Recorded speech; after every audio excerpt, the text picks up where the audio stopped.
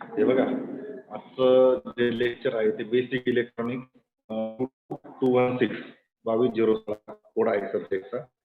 याच्या अंडर आपल्याला term work, theory, practical या सगळ्या गोष्टी लर्न करायच्या आहेत. पहिलंच लेक्चर आहे तुमचं. मोस्टली सगळ्या विद्यार्थ्यांना हे माहित पाहिजे आपलं जे ऍडमिशन झालेलं आहे किंवा आपण जो कोर्स निवडलेला आहे तो इलेक्ट्रॉनिक्स अँड टेलिकम्युनिकेशन ब्रँचचा हा कोर्स आहे. आणि इलेक्ट्रॉनिक्स अँड टेलिकम्युनिकेशन ब्रँचचा कोर्स असल्यामुळं याच्यामध्ये ज्या गोष्टी आपल्याला लर्न करायच्या आहेत त्या इलेक्ट्रॉनिक्स अँड टेलिकम्युनिकेशनच्या रिलेटेड जे काही सब्जेक्ट असतील ते आपण सेकंड इयर आणि थर्ड इयरला लर्न करतो. त्याच रिलेटेड जे काही बेसिक कन्सेप्ट असतील फर्स्ट इयरच्या रिलेटेड ते आपल्याला म्हणजे थोडक्यात आपल्या इलेक्ट्रॉनिक्स अँड टेलिकम्युनिकेशन ब्रँचची जी सुरुवात आहे ती या सब्जेक्ट पासून होते. याचं नाव आहे बेसिक इलेक्ट्रॉनिक्स. या सब्जेक्टच्या अंडर आपण बेसिक कंपोनंट स्टडी करतो, बेसिक कंपोनंटचा यूज स्टडी करतो, त्याचे ऍप्लिकेशन स्टडी करतो, त्यानंतर त्याचा यूज जो आहे तो पण स्टडी करतो. त्याच्यामध्ये ते जे कंपोनंट्स आहे ते कंपोनंट्स कोणकोणत्या सर्किटमध्ये यूज होतात, सर्किट कसं बिल्ड होतं, पीसीबी कशी तयार होते, या सगळ्या गोष्टी आपल्याला एका एका चॅप्टरच्या दरम्यान आपल्याला स्टडी करायच्या आहेत.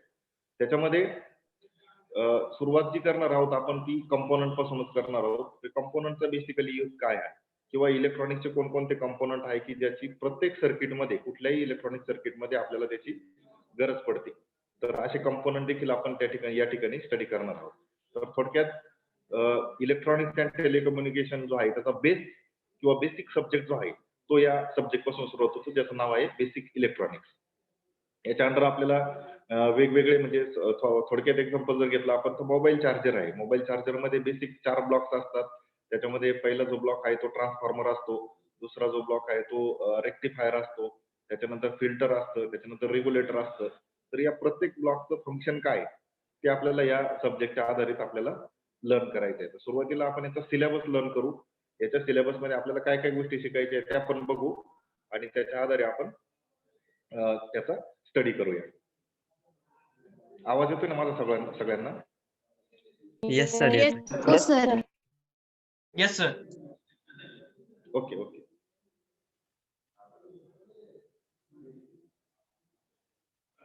आता बघा तुम्हाला मोबाईलच्या स्क्रीनवर जे दिसतंय ती आपली स्कीम आहे. आपल्या प्रोग्रामच्या रिलेटेड आपल्या ब्रँचच्या रिलेटेड जो सब्जेक्ट आहे सेकंड सेमिस्टरचा आपला बेसिक इलेक्ट्रॉनिक सब्जेक्ट आहे. त्याचा कोड तुम्ही लक्षात ठेवायला पाहिजे. याचा जो कोड आहे 22216 22216. अतिशय सोपा आणि सुटसुटीत सिलेबस डिझाईन केला आहे की या सिलेबसच्या आधारे सगळ्या विद्यार्थ्यांची बेसिक कन्सेप्ट होता जे आजपर्यंत 10वी पर्यंत किंवा डिप्लोमा पर्यंत म्हणजे काय ऐकलेलं असतं फक्त ते आपल्याला प्रत्यक्षात प्रॅक्टिकलच्या माध्यमातून आपल्याला स्वतः यूज करायचं आहे किंवा स्वतः आपल्या हाताखालून त्या गोष्टी जाणार आहे आणि त्याचा निश्चित तुम्हाला त्या ठिकाणी आनंद होईल का अरे आपण फक्त ऐकलेलं होतं आणि आज आपण प्रत्यक्षात ते बघतोय. अशा गोष्टी आपल्याला पुन्हा एकदा रिवाइज करायला भेटणार आहे. त्याच्यामध्ये बघा काय काय याचे कोर्स आउटकम काय आहे म्हणजे प्रत्येक चॅप्टरच्या अंडर आपण काय काय गोष्टी शिकणार आहे. तर ए पॉईंट जो आहे कोर्स आउटकमचा की आपण पहिल्या चॅप्टरच्या अंडर सेमीकंडक्टर डायोड म्हणून पहिला जो चॅप्टर आहे त्याच्या अंडर आपण त्या डायोडचे डिफरंट इलेक्ट्रॉनिक सर्किट मध्ये कसा यूज होणार आहे ते आपण स्टडी करणार आहे. Use relevant diode in different electronic circuit. जे काही डायोड्स आहे, डायोड हा एक कंपोनंट आहे आणि तो कंपोनंट कोणकोणत्या इलेक्ट्रॉनिक सर्किट मध्ये आपण यूज करणार आहोत ते आपल्याला शिकायला भेटणार आहे पहिल्या चॅप्टरमध्ये. दुसऱ्या चॅप्टर मध्ये आपण शिकणार आहे maintain rectifiers comprising of diodes. का आपण डायोड यूज करून रेक्टिफायर सर्किट मी जे तुम्हाला आता सांगितलं का आपण डायोड यूज करून रेक्टिफायर सर्किट जे आहे ते आपण स्टडी करणार आहेत की आणि त्या रेक्टिफायरच्या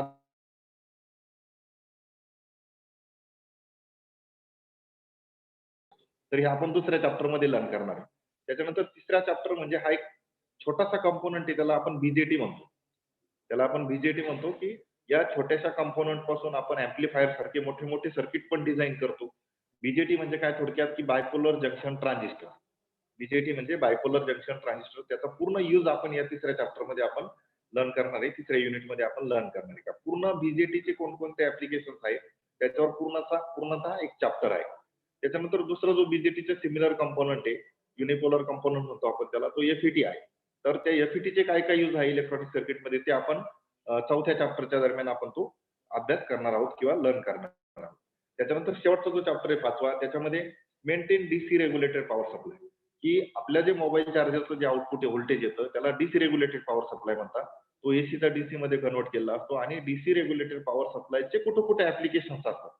जिथं जिथं चार्जर नावाचा शब्द येतो, जिथे जिथे चार्जर नावाचा शब्द येतो, तर चार्जर म्हणजे वेगळं काही नाहीये. हा डीसी रेग्युलेटेड तुमचा पॉवर सप्लाय डिझाईन केला असतो, की तो पर्टिक्युलर जे काही सर्किट आहे त्याला चार्ज करतो आणि ते मग ऑटोमॅटिकली वर्क करतं. चार्ज करण्यासाठी आपल्याला बॅटरी रिक्वायर्ड असतात. आपण बॅटरीच्या माध्यमातून त्याची चार्जिंग करत असतो आणि त्या त्या पद्धतीनं आपण ते सर्किट किंवा ते जे काही पर्टिक्युलर कंपोनंट्स आहेत त्याचं युटिलायझेशन करत असतो. तर याची टीचिंग स्कीम कशी आहे? तर याच्या टीचिंग स्कीम मध्ये तुम्हाला माहित आहे जसं फर्स्ट सेमेस्टरला तुमचे सब्जेक्ट होते, फिजिक्स, केमिस्ट्री फक्त कंबाईन होतं. बाकी तर इंग्लिश सारखे जे सब्जेक्ट होते, मॅथ्स सारखे जे सब्जेक्ट होते. त्याचप्रमाणे याला एंड सेमेस्टर एक्झाम आहे आपली बोर्डाची, त्याला 70 मार्क्स आहे आणि या 70 मार्क्सच्या आधारे आपल्याला मिनिमम 28 मार्क्स पडणं कंपल्सरी आहे. तर मी मिनिमम 28 नाही म्हणणार. तर आपल्याला टार्गेट ठेवतानाच आपण मोठं ठेवायचं, की जेणेकरून आपलं जे काही टार्गेट आहे ते अचीव्ह करण्याचा आपण प्रयत्न करू. तर हा पासिंगचा क्रायटेरिया आहे जो 28चा आहे. तर आपण आपलं टार्गेट हे मोठं ठेवायचं, की जेणेकरून आपल्याला स्कोरिंग जे आहे ते जास्तीत जास्त मार्क्स होईल. तर 70 मार्क्स हा तुमचा बोर्डाचा पेपर राहणार आहे. त्याच्यानंतर 30 मार्क जे आहे ते आपले प्रोग्रेसिव्ह असेसमेंटचे असणार आहे, पीएचे असणार आहे. तर याच्या अंडर तुम्हाला माहिती आहे 20 मार्क जे आहे ते 2 वेळेस आपले युनिट टेस्ट होतात. त्या युनिट टेस्टचे एव्हरेज मार्क्स आपण काढणार आहे. एव्हरेज कसं काढता हे तुम्हाला माहित असेल किंवा थोडक्यात सांगतो मी, की पहिल्या युनिट टेस्टला समजा तुम्हाला 20 पैकी 12 मार्क्स मिळाले आणि दुसऱ्या युनिट टेस्टला 20 पैकी समजा 14 मार्क्स मिळाले. पहिल्या युनिट टेस्टला 12 मार्क, दुसऱ्या युनिट टेस्टला 14 मार्क. तर आपण याचं 20 पैकी एव्हरेज काढूया. 12 अधिक 14 भागिले 2. तर याचा एव्हरेज निघालं 13. तर तुम्हाला इथं 20 पैकी मार्क्स कन्सिडर करणार आहे 13 आणि ऍडिशनल 10 जे मार्क्स आहे तुमचे, ते तुमचे मायक्रो प्रोजेक्टचे मार्क्स असणार आहे आणि मायक्रो प्रोजेक्टचे मार्क्स 10 पैकी समजा तुम्हाला तिथं 6 किंवा 7 मार्क्स मिळाले समजा. तर 13 अधिक 7 असे 20. तसे तुम्हाला 30 पैकी 20 मार्क तुमच्या मार्कशीटवर त्या ठिकाणी रिफ्लेक्ट होतील.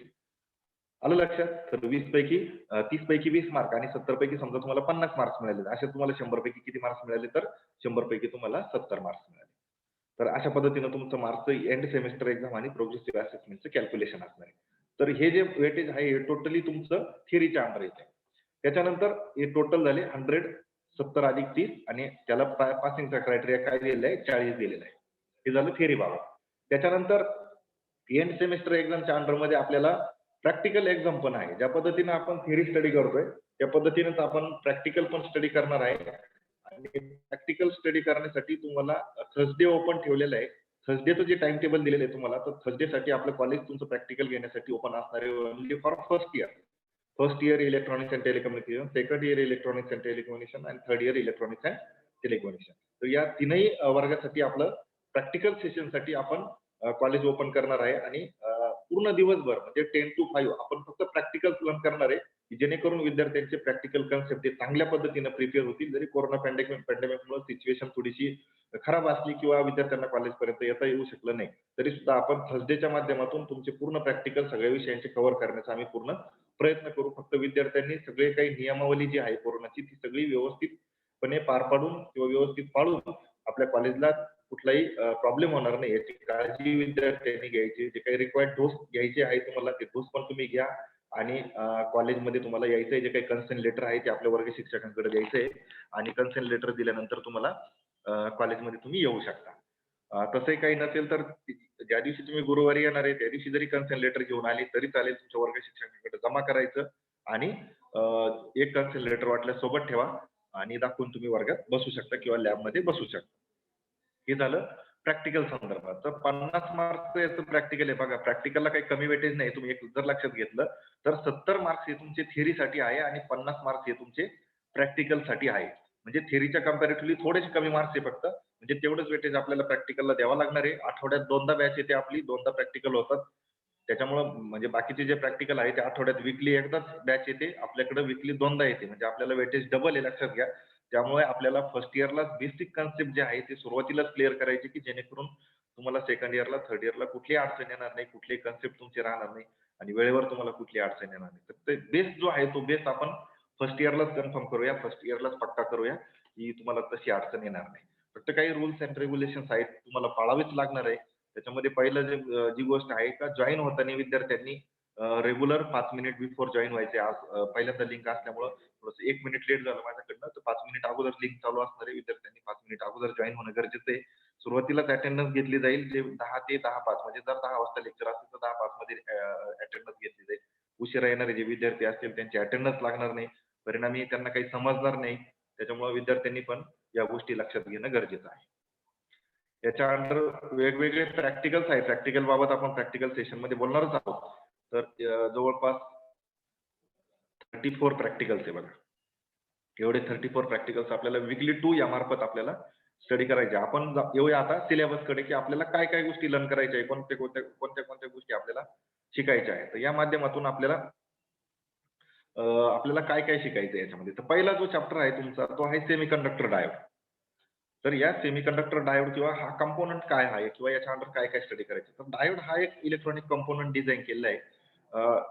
कंपोनंट डिझाइन केला म्हणजे जे काही मटेरियल्स असतात, आपण जे केमिस्ट्रीमध्ये जे काही डिफरंट टाइप्स ऑफ मटेरियल शिकतो, सिलिकॉन, त्याच्यानंतर अॅल्युमिनियम, जर्मेनियम, त्याच्यानंतर जे काही प्लास्टिक, या जे काही गोष्टी असतात किंवा हे जे काही वेगवेगळे मटेरियल्स असतात, या मटेरियलचा यूज करून आपण एक कंपोनंट डिझाइन करतो आणि कंपोनंट डिझाइन केल्यानंतर त्या पर्टिक्युलर कंपोनंटचा आपण यूज करतो. त्या पर्टिक्युलर कंपोनंट यूज करून आपण वेगवेगळे मटेरियल्स यूज करून आपण कंपोनंट यूज करू शकतो आणि त्या कंपोनंटचा आपण वेगवेगळ्या इलेक्ट्रॉनिक सर्किटमध्ये आपण त्याचा यूज करतो. तर याच्यामध्ये बघा सेमीकंडक्टर डायोड जो आहे, या सेमीकंडक्टरच्या डायोडमध्ये आपल्याला 1.1, 1.2 आणि 1.3 या गोष्टी लर्न करायच्या आहे पहिल्या चॅप्टरसाठी. तर याच्यामध्ये बघा आपल्याला काय शिकायचं आहे, की different types of semiconductor diode. तर सेमीकंडक्टर डायोडचे कोणकोणते वेगळे टाइप्स आहेत, की जे आपल्याला स्टडी करायचे. मग त्याच्यामध्ये बघा पी-एन जंक्शन डायोड असेल, जेनर डायोड असेल, त्याच्यानंतर वेगवेगळे अजून काही वेगवेगळे डायोड असतात. ते पण एलईडी आहे, light emitting diode, rector diode आहे. असे वेगवेगळे डायोड्स आपल्याला स्टडी करायचे, की जे आपल्या सिलेबसमध्ये इन्क्लूड केलेले आहेत. म्हणजे थोडक्यात आपल्याला डायोडचे टाइप्स लर्न करायचे आहेत. त्याच्यानंतर पुढची जी गोष्ट आहे ती आपल्याला लर्न करायची आहे construction symbol working principle of different types of diode. तर त्याचं कन्स्ट्रक्शन कसं आहे, त्याच्यामध्ये काय काय मटेरियल यूज केले, त्याचा सिम्बॉल कसा आहे, त्याचं वर्किंग प्रिन्सिपल कसं आहे, त्याच्यानंतर कसा ऑपरेट होतो तो, त्याचे ऍप्लिकेशन्स काय काय आहेत, कुठे कुठे यूज होत होते, त्याच्यानंतर त्याच्या काही कॅरेक्टरिस्टिक्स आहे. त्याच्यामध्ये बघा फॉरवर्ड बायसिंग आणि रिव्हर्स बायसिंग कॅरेक्टरिस्टिक्स काय असते, कोणकोणत्या टाईपचे डायोड आपल्याला स्टडी करायचे मी जे सांगितले तुम्हाला त्या पद्धतीनं पी-एन जंक्शन डायोड आपल्याला स्टडी करायचा आहे. त्याच्यानंतर जेनर डायोड आपल्याला स्टडी करायचा आहे. त्याच्यानंतर लाईट इमिटिंग डायोड जी एलईडी आपण यूज करतोय किंवा एलईडी जे बघतोय आपण लाईट इमिटिंग करतात ते, तर ते एलईडी पण आपल्याला स्टडी करायची आहे. फोटो डायोड आपल्याला स्टडी करायचे. तर या सिलेबसच्या फर्स्ट चॅप्टरच्या माध्यमातून आपल्याला वेगवेगळे डायोड्स आपल्याला स्टडी करायचे आहेत. दुसरा जो चॅप्टर आहे त्याच्या मार्फत आपल्याला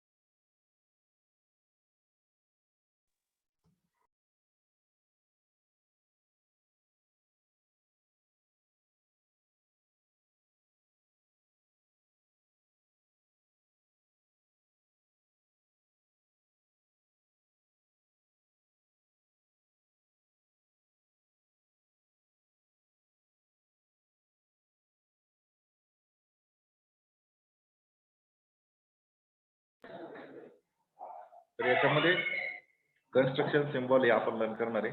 त्याच्यानंतर दुसरा जो चॅप्टर आहे त्याच्यामध्ये ऍप्लिकेशन ऑफ डायोड. आता बघा इथं सेमीकंडक्टर डायोड काय आहे आपण पहिल्या चॅप्टर मध्ये लर्न करतो इथं या ठिकाणी. आणि दुसरा जो आहे तो ऍप्लिकेशन्स ऑफ डायोड म्हणजे डायोडचे ऍप्लिकेशन्स काय काय आहेत आणि कुठे कुठे युज होतात. मेन डायोडचा जो पर्पज आहे तो पहिला दुसरा जो ब्लॉक सांगितला मी रेक्टिफायर म्हणून जे आहे त्याच्यामध्ये आपण डायोड यूज करतो. या रेक्टिफायर मध्ये बघा वेगवेगळे टाइप्स आहे रेक्टिफायरचे. हाफ वेव्ह रेक्टिफायर आहे, फुल वेव्ह रेक्टिफायर आहे. त्याच्यानंतर त्याचं सर्किट आणि ऑपरेशन आहे, की डायोड यूज करून रेक्टिफायर काय करतो, तर रेक्टिफायर हे जे सर्किट आहे एसी सिग्नल हा डीसी मध्ये कन्वर्ट करण्याचं काम करतो. रेक्टिफायरचं मेन पर्पज काय, तर एसी सिग्नल हा डीसी मध्ये कन्वर्ट करतो. तर एसी सिग्नल म्हणजे काय, अल्टरनेटिंग करंट जो डायरेक्टली 230 व्होल्ट आपल्याला घरामध्ये असतो तो डायरेक्टली 230 व्होल्ट असतो आणि त्याचं व्होल्टेज मिनिमायझेशनचं काम हा रेक्टिफायर करतो, ट्रान्सफॉर्मर यूज करतो. त्याच्यानंतर त्याचा अल्टरनेटिंगचा जो आहे म्हणजे फ्रिक्वेन्सी त्याची 50 हर्ट्झ असते, तर फ्रिक्वेन्सी त्याची डायरेक्टली 0 हर्ट्झ करून घेतात. कशामार्फत? डीसीच्या मार्फत. तर एसी कंपोनंट हा डायरेक्टली काय होतो? डीसी मध्ये कन्व्हर्ट केला जातो आणि डीसी मध्ये कन्व्हर्ट केल्यानंतर तो पुन्हा व्होल्टेज कमी करून तो रेक्टिफायर साठी यूज करतो. ऑडिबल आहे ना? आवाज येतोय सगळ्यांना? Yes, sir. Yes, sir. Screen दिसते? स्क्रीन दिसते बरोबर तुम्हाला? येतो. Yes, sir. Yes, sir. Readable आहे ना? स्क्रीन रीडेबल आहे ना? Yes, sir. हो sir. Okay okay.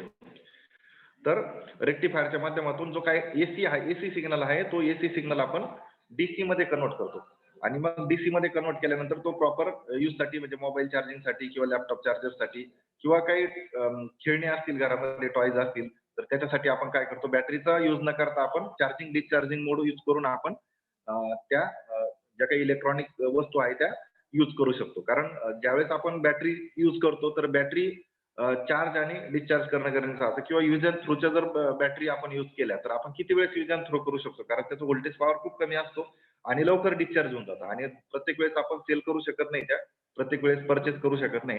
म्हणून चार्जिंग डिस्चार्जिंग मोडसाठी आपण चार्जर अप्लायन्सेस यूज करतो आणि चार्जर अप्लायन्सेस मार्फत आपण त्याला जी स्टोरेज बॅटरी असते ती बॅटरी काय करतो? आपण स्टोअर करतो, चार्ज स्टोअर करतो, यूज करतो, डिस्चार्ज झाली की पुन्हा चार्जरच्या मार्फत आपण काय करतो? त्याला चार्ज करतो. तर थोडक्यात याच्यामध्ये चार्जर जो आहे तो खूप चांगल्या पद्धतीने वर्क करतोय. It will be used as a rectifier, it will be used as a filter, it will be used as a regulator. तर सगळं काम जो आहे तो एकाच माध्यमातून याच्यामध्ये करत असतो. त्याच्यानंतर याचे पॅरामीटर्स कोणकोणते? की ज्यावेळेस आपण सिग्नल रेक्टिफाय करतो, तर रेक्टिफाय करताना कोणकोणते पॅरामीटर्स येतात की ज्याच्या व्हॅल्यू आपल्याला कॅल्क्युलेट करावे लागतात. तर याची ॲव्हरेज डीसी व्हॅल्यू आपण फाइंड करतो कसली? करंटची. त्याच्यानंतर याची ॲव्हरेज डीसी व्हॅल्यू फाइंड करतो आपण रिपल फॅक्टरची. व्होल्टेज रिपल फॅक्टर जो असतो त्याची ॲव्हरेज व्हॅल्यू आपण या ठिकाणी फाइंड करत असतो. त्याच्यानंतर याचं पीक इनव्हर्स व्होल्टेज जे आहे ते आपण या ठिकाणी फाइंड करत असतो. पी-आय-व्ही म्हणतात त्याला, पीक इनव्हर्स व्होल्टेज. त्याच्यानंतर टर्न युटिलायझेशन फॅक्टर जो असतो टप, तो आपण या ठिकाणी फाइंड करू शकतो. त्याच्यानंतर इफिशियन्सी ऑफ रेक्टिफायर जी आहे ती आपण या ठिकाणी फाइंड करू शकतो. तर हे सगळे पॅरामीटर्स आपण रेक्टिफायरच्या माध्यमातून इथे स्टडी करू शकतो. त्याच्यानंतर टाइप्स ऑफ फिल्टर. तर कोणकोणते टाइप्स आहे फिल्टरचे?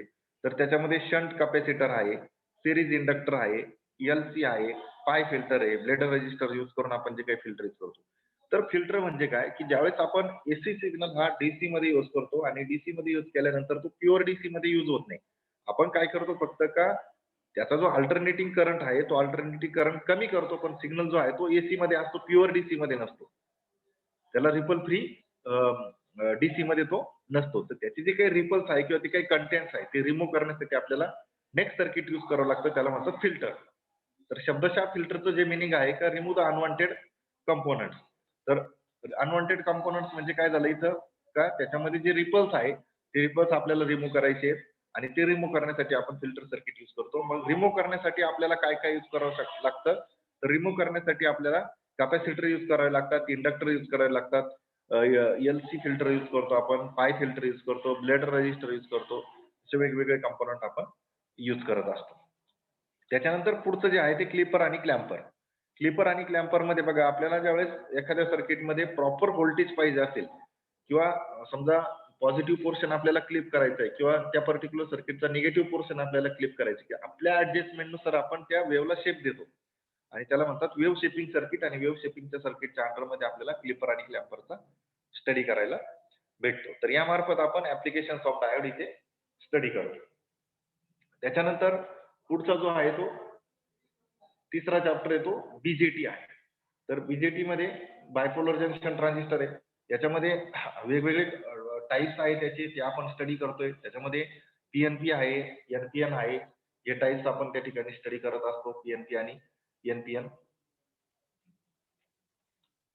तर पीएनपी म्हणजे काय की जसं डायोडला पॉझिटिव्ह आणि निगेटिव्ह दोन टर्मिनल एकत्र केले जातात आणि त्याच्या मार्फत तुम्हाला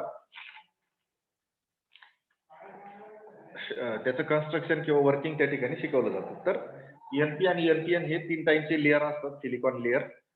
तर ते एकत्र करून त्याला पीएनपी जंक्शन क्रिएट केलं जातं आणि त्याला 3 टर्मिनल असल्यामुळे त्याला पीएनपी किंवा एनपीएन म्हटलं जातं.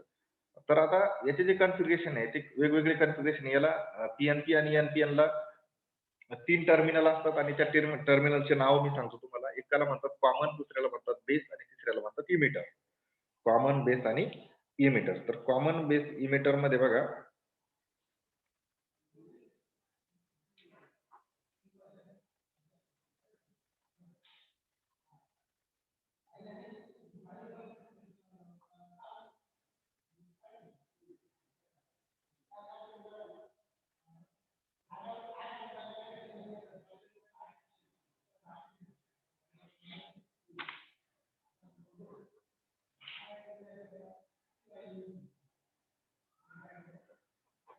कॉमन बेस आणि इमिटर. तर आता याच्यामध्ये कॉमन बेस आणि इमिटर मध्ये बघा जे 3 टर्मिनल यूज करून आपण त्याच्या कॅरेक्टरिस्टिक्स स्टडी करतो.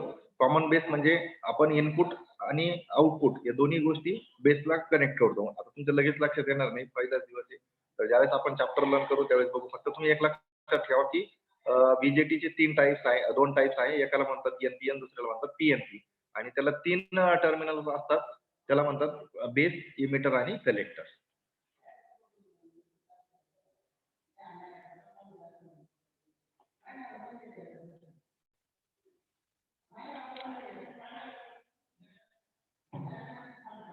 त्याच्यानंतर तिसरं जो युनिट आहे त्याच्यामध्ये आहे बीजेटी बायसिंग. तर आता बीजेटी बायसिंग मध्ये बघा डीसी लोड लाईन आहे, ऑपरेटिंग पॉइंट आहे. याचे काही वेगवेगळे पॅरामीटर्स आहे बीजेटीचे, ते आपल्याला लर्न करायचे आहे. त्याच्यामध्ये डीसी लोड लाईन आहे, ऑपरेटिंग पॉइंट आहे, स्टॅबिलायझेशन आहे, थर्मल रनअवे कन्सेप्ट आहे. त्याच्यानंतर टाइप्स ऑफ बायसिंग आहे, fix biasing, base biasing, emitter biasing, voltage divider biasing. तर अप्लाइंग एक्सटर्नल व्होल्टेज त्याला आपण बायसिंग म्हणतो आणि एक्सटर्नल व्होल्टेज अप्लाय केल्यानंतर त्याचे जे काही वेगवेगळे टाइप्स येतात त्याच्यामध्ये फिक्स बायस आहे, बेस बायस आहे, इमिटर फीडबॅक आहे, व्होल्टेज डिवायडर आहे. तर हे आपण वेगवेगळे टाइप्स आपण स्टडी करतो. त्याच्यानंतर व्होल्टेज ऑपरेटिंग डिव्हाइस कन्स्ट्रक्शन पुढचा जो चॅप्टर आहे, जसा बीजेटी आहे त्याच्याच पद्धतीने पुढचा जो चॅप्टर तो एफईटी आहे. एफईटी म्हणजे फील्ड इफेक्ट ट्रान्झिस्टर आहे.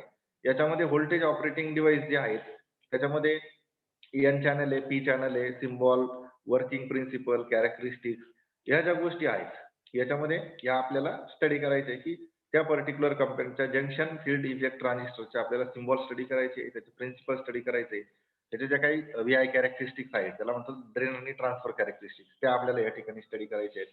त्याच्यानंतर बायसिंग मेथड आहे त्याच्यात त्याही आपल्याला स्टडी करायचे आहे. एफईटीचे ऍप्लिकेशन आपल्याला स्टडी करायचे, त्याचे कन्स्ट्रक्शन फिल्टर जे आहेत ते पण आपल्याला स्टडी करायचे आहे. म्हणजे थोडक्यात जो चॅप्टर आहे त्या चॅप्टरचा पूर्ण स्टडी आपल्याला याच्यामध्ये या वेगवेगळ्या डिवायडेशनच्या मार्फत आपल्याला करायचं आहे. मग त्याच्यामध्ये सिम्बॉल असो, त्याच्यामध्ये कॅरेक्टरिस्टिक्स असो, त्याच्यामध्ये कन्स्ट्रक्शन असो, ऍप्लिकेशन्स असो, या सगळ्या गोष्टी त्या पर्टिक्युलर चॅप्टरच्या आपल्याला लर्न करायचे. त्याच्यानंतर regulator and power supply. Regulator and power supply मध्ये बघा basic block diagram of DC regulated power supply. Basic building block of regulated power supply मध्ये बघा कोणकोणते ब्लॉक्स आहे मी तुम्हाला जे सांगितलं. त्याच्यामध्ये ट्रान्सफॉर्मर आहे, ट्रान्सफॉर्मर नंतर त्याच्यामध्ये दुसरा जो ब्लॉक आहे तो रेक्टिफायर आहे, रेक्टिफायरच्या ब्लॉक नंतर तिसरा जो ब्लॉक आहे तो फिल्टर आहे, फिल्टर नंतर शेवटचा जो ब्लॉक आहे तो रेग्युलेटर आहे.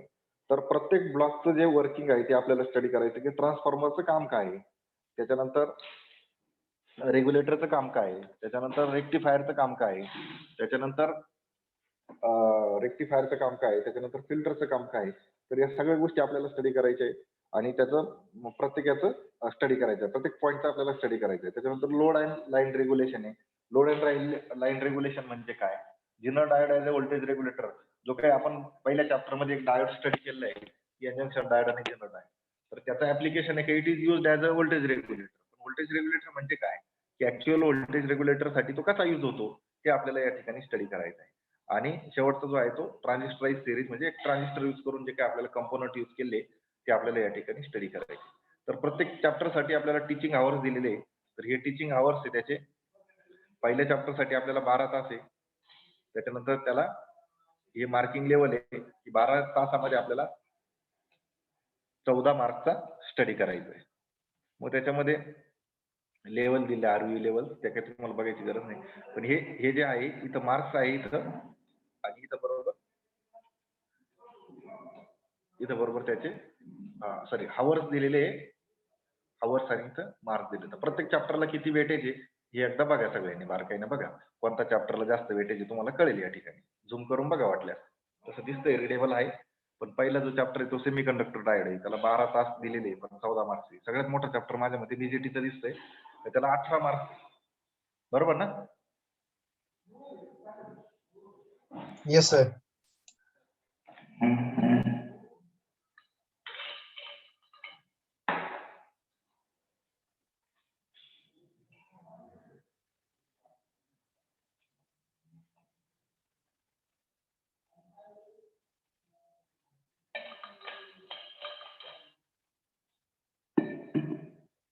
ठीक आहे. तर या पद्धतीने आपण सगळं सिलेबस लर्न करतोय. एवढा बेसिक कन्सेप्ट दिले. डायोड म्हणजे काय, एफईटीचा यूज करून काय करायचं, रेक्टिफायरचा यूज करून काय करायचे, फोटो डायोडचा यूज करून काय करायचं आपल्याला. हे वेगवेगळे रेफरन्स बुक आहे आपल्या लायब्ररीमध्ये अवेलेबल आहे. तुम्ही जर कॉलेजला कधी आले तर रेफरन्स बुक कॉलेजमधून इश्यू करू शकता. लोकल ऑथर टेक्निकल टेकमॅक पण आहे, त्याच्यातही सिलेबस दिलाय, ते रेफर करू शकता तुम्ही. सुरुवातीला वाटल्यास जे इझी वाटतं तुम्हाला, जे लँग्वेज इझी वाटते ती लँग्वेज इझी लँग्वेजने स्टडी करा. अदरवाईज डायरेक्टली आपले रेफरन्स बुक किंवा टेक्स्ट बुक जरी यूज केले तरी चालते. तर एकंदरीत आपल्याला पहिल्या बेसिक इलेक्ट्रॉनिकच्या अंडर किंवा जो काही सब्जेक्ट आहे आपला त्याच्या अंडर आपल्याला एवढ्या गोष्टी सगळ्या लर्न करायच्या आहेत.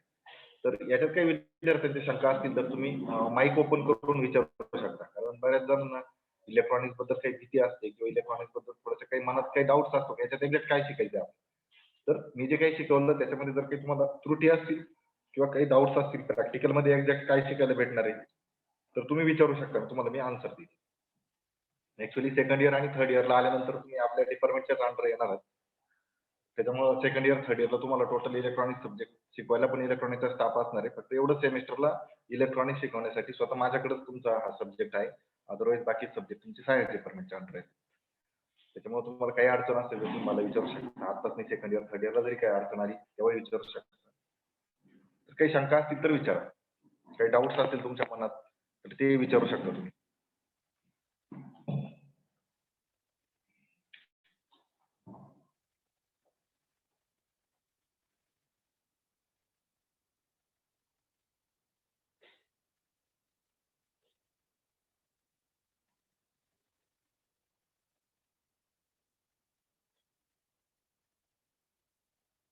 शक्यतो सर? जवळपासचे जे हा बोला बोला.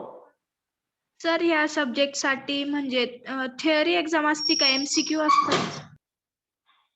या MCQ pattern subject theory exam असणार आहे, परंतु या थिअरी एक्झाम एमसीक्यू पॅटर्न जो आहे तो कोरोना पॅन्डेमिक मुळे सगळ्याच एक्झाम एमसीक्यू पॅटर्नने झालेल्या आहेत. तर आता जर फिजिकली कॉलेज चालू होते तर ही एक्झाम शक्यतो फिजिकली होऊ शकते, आणि ज्यावेळेस फिजिकली एक्झाम होईल त्यावेळेस ती रिटर्न एक्झाम असेल, आणि ती रिटर्न एक्झाम एमसीक्यू टाईप नसेल, तर ब्रॉड क्वेश्चन आन्सर जे असतात त्या पद्धतीची ती एक्झाम असेल.